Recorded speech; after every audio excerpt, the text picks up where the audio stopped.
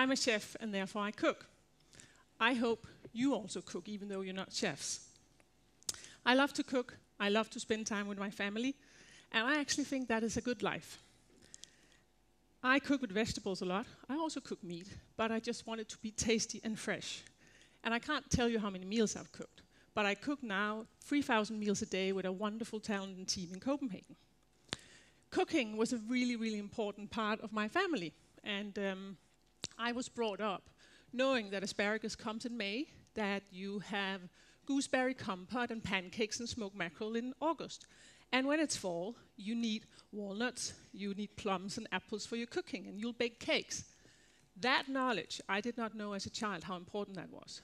That is one of the key skills I think every human being should have. That is a gift. Sunday lunch in my house. This is my family, my son, my nieces, my husband. We're cooking and we're having a good time. How many of you in here cook? I like to see hands. I'm really happy now. Thank you. That's great, because that is a life skill. That will maintain your health. That will make you happy. That will encourage you to meet other people, share your stories, share love, and have a really good life. And I think that's very, very important. And I also think it's a human right. Think about all the meals that share this world. We all have that in common, no matter class, religion, or where we come from. And we got to maintain that. Okay, supermarket. When I grew up, there were in my main street, not mainstream, sorry. There was a lot of small shops. There was a meat butcher, it's called.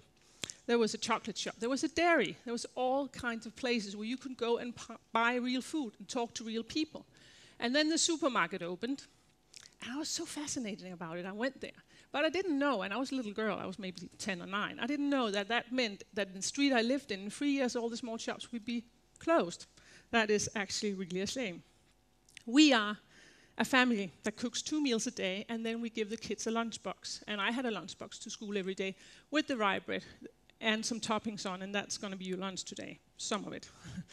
And apart from that, we had breakfast in the morning.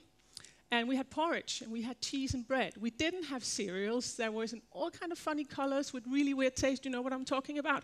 I don't know why anybody would serve that to your children. I mean, it is actually killing them if you think about it. No, I know I sound awfully old-fashioned and telling you what to serve and not to serve. I'm not. I love the time we live in. I really do. But on this journey to this place we are right now, this very modern global world, we lost our food culture. And that is actually a really big problem. Sharing meals is a very important symbol, as I said, and it is something that brings a community together. Think about that we eat now, in front of the television, in our car, in a subway, all kinds of weird situations where we shouldn't be eating. You gotta sit down, talk to people, be with your family when you share a meal. This is me. I'm the little kid in the back with the blonde hair. I changed it because I have Spanish ancestors, so I want to try that.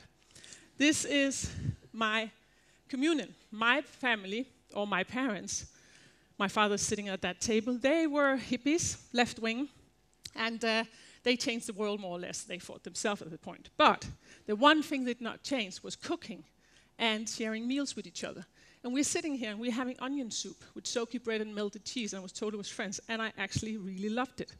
And I can remember it. I remember most of the meals I've had.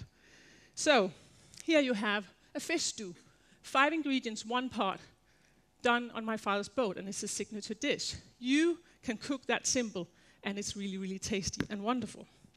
I just want to say that cooking together is part of the solution. It's very, very important. So I'm not standing here and giving you another outcry against the 5 big corporations, saying to politicians they have to abolish GMO or the agriculture subsidies in Europe and all of that. We've had that conversation for so long. No.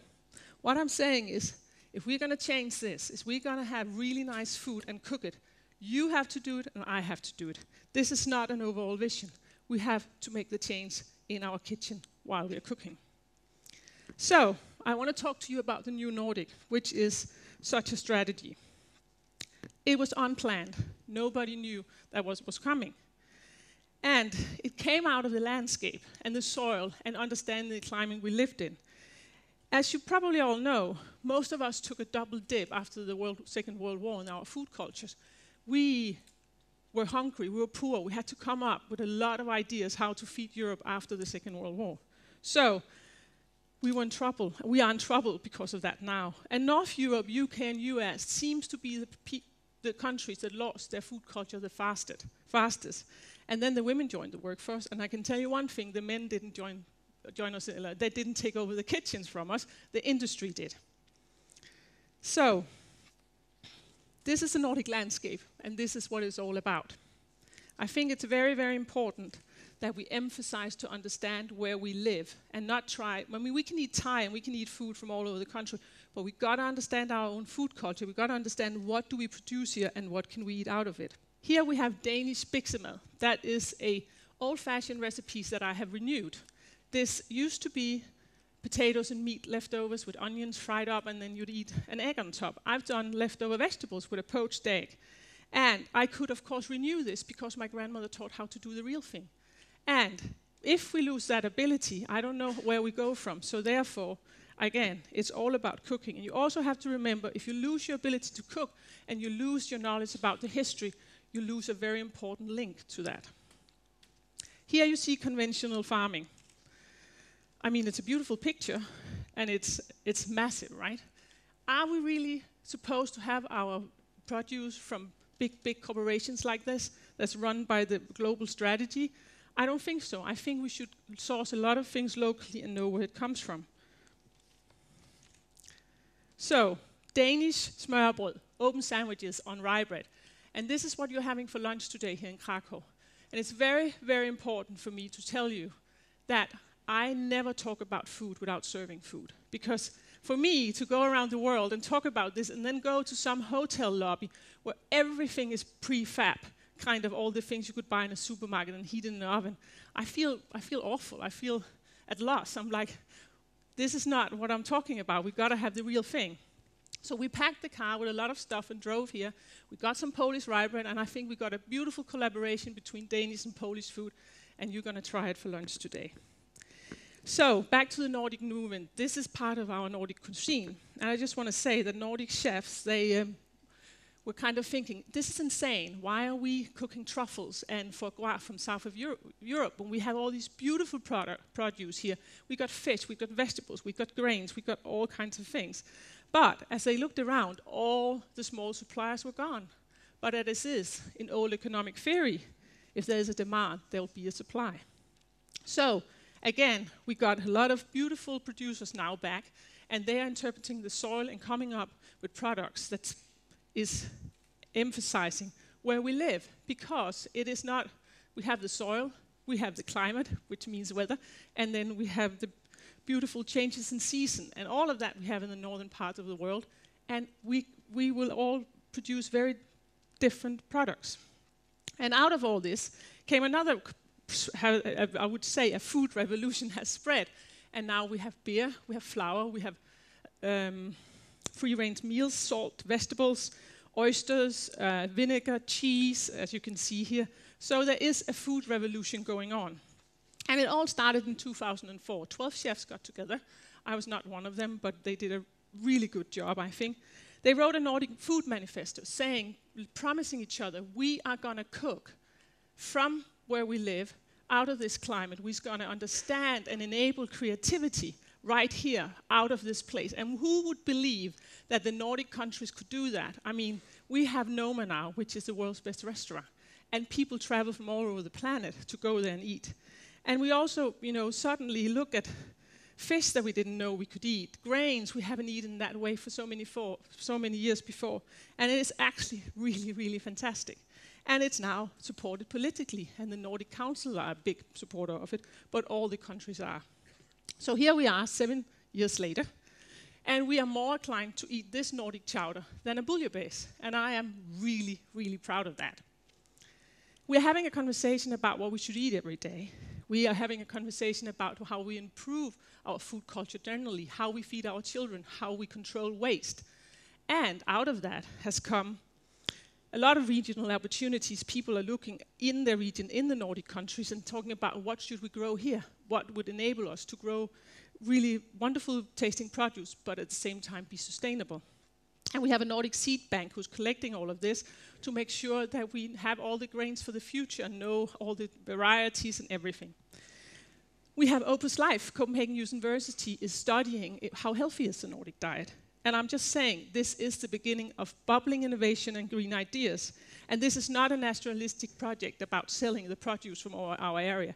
This is something that we can actually, as a model, teach everybody or inspire everybody to do in their own regional area. It's all about knowing where you come from and the landscape. Here you have Susanna.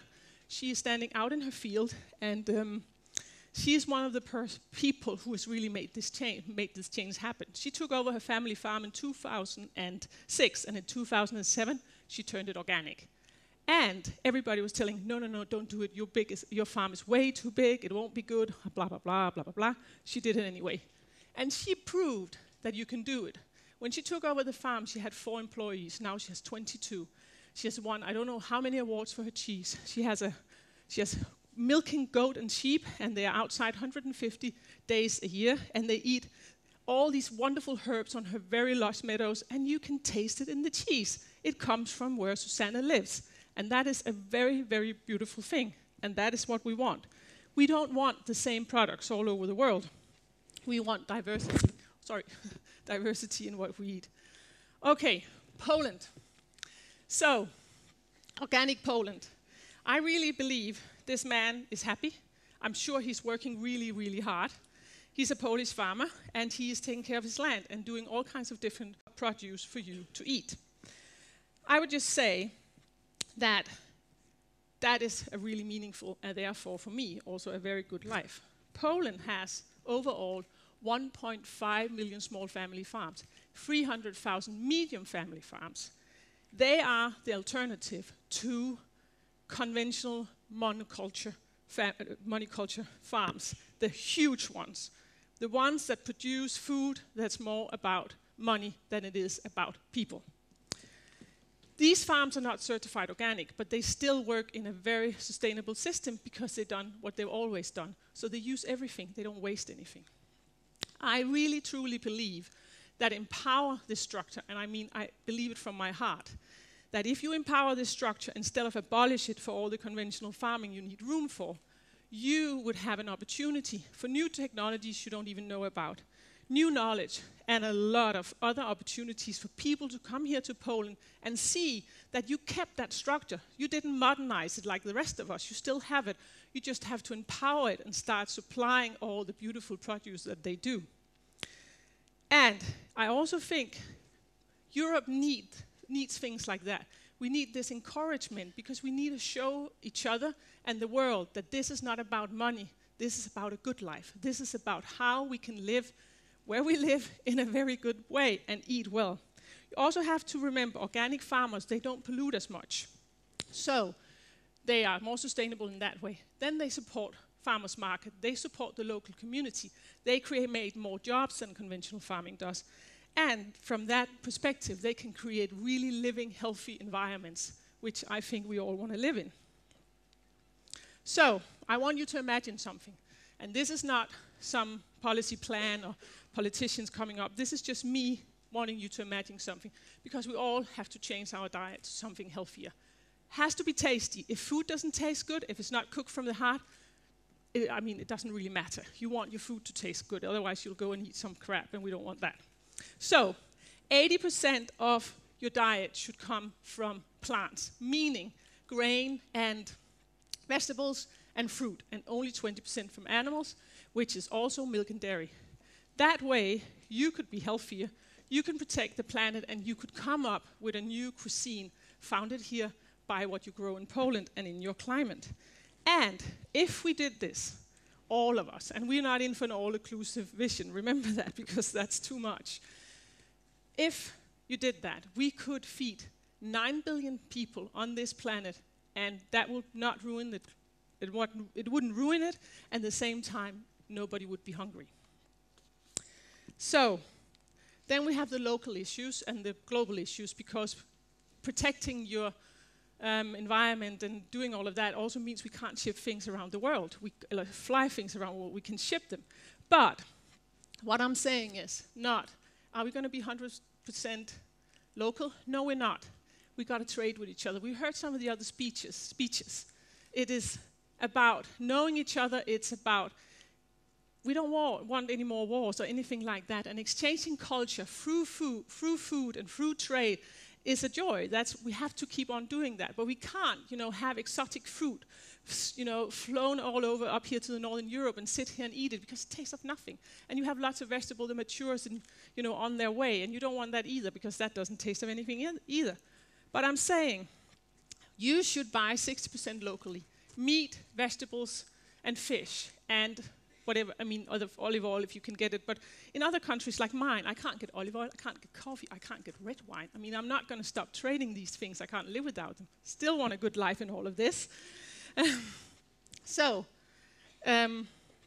thing is that it's very, very important to have a good life, to allow for paradoxes, and protect the environment and be responsible at the same time.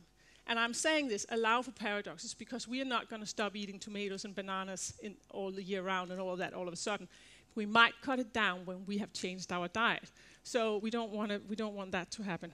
Paradoxes are very important to reach our goal. So, again, this is all about cooking. And this is me in my kitchen, and this is my mother, who's one of the people who taught me to cook. So, I believe as soon as we start talking about this, we start talking about having a conversation that will be about democracy and how we live. As soon as we start talking about food, cooking, and eating, that is the next step in that conversation. I will say, start with a small step into the kitchen and cook some beautiful food in there. Allow for paradoxes. Life is full of them. We gotta have a fair and better system without an all-over vision. I believe cooking should be part of it. Starting with the people making it happen. We are part of nature and therefore part of the solution. Human beings have to individually identify the problems where they live and enable change from there. Stop waiting for a new overall vision to have the life you want to lead. Don't despair or go to sleep because the problem is too big. No. Start with your own life. Source differently, support local community, vote with your money, wherever you shop. Support sustainable products, solutions you believe in. And first of all, and most of all, share your dream with other people, and that is the first step in the right direction. Thank you very much.